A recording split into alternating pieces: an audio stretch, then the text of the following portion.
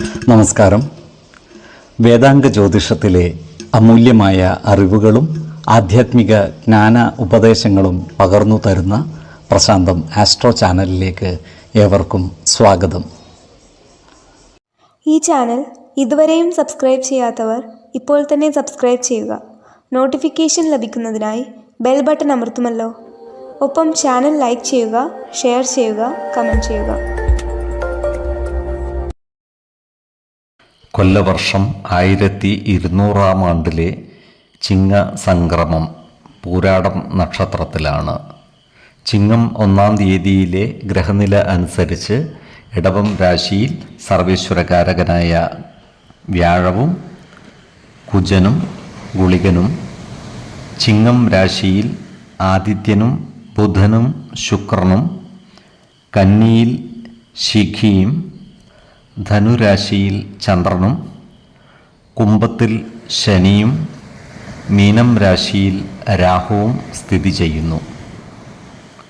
പൂരാടം നക്ഷത്രത്തിൽ ജനിച്ചവർക്ക് ചിങ്ങമാസം ഗുണദോഷ സമ്മിശ്രമായിരിക്കും.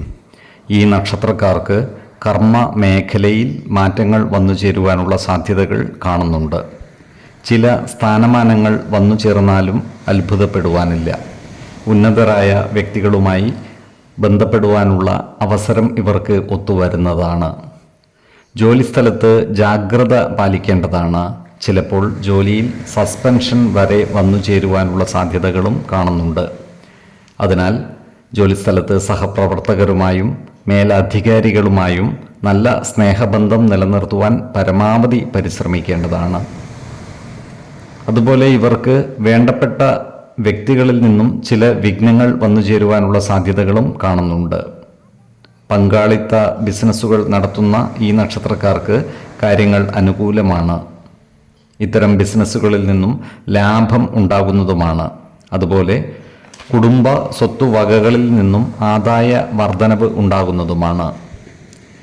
ഈ നക്ഷത്രക്കാരുമായി ബന്ധപ്പെട്ടുള്ള കോടതി വ്യവഹാരങ്ങളിൽ വിധി വരുവാൻ കാലതാമസമെടുക്കുന്നതാണ്.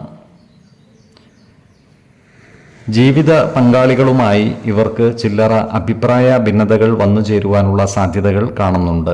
അതിനാൽ എല്ലാ കാര്യങ്ങളും അവരുമായി തുറന്നു പറയുകയും അവരുടെ അഭിപ്രായ നിർദ്ദേശങ്ങൾക്ക് അർഹമായ പരിഗണനകൾ നൽകുകയും വേണം.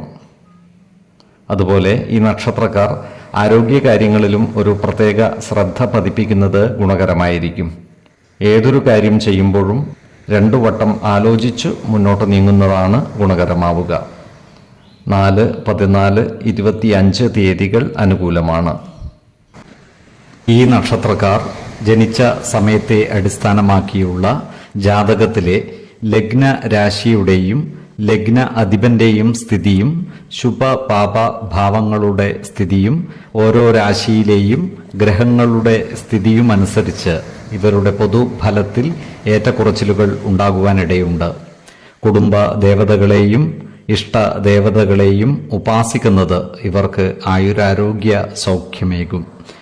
ഇഷ്ടദേവതാ മന്ത്രം 108 തവണ ദിനംതോറും ലിഖിത ജപം ചെയ്തു വരുന്നത് ഇവർക്ക് സർവ ഐശ്വര്യങ്ങളുമേകും. നല്ല വ്യക്തി സാധനകളോടെയും ഉപാസനകളോടെയും മുന്നേറിയാൽ സർവേശ്വരാനുഗ്രഹത്താൽ ഇവരുടെ സർവകാര്യങ്ങളും മംഗളകരമാകും. നന്ദി, നമസ്കാരം. ജ്യോതിഷരത്നം പ്രശാന്ത് കണ്ണോം.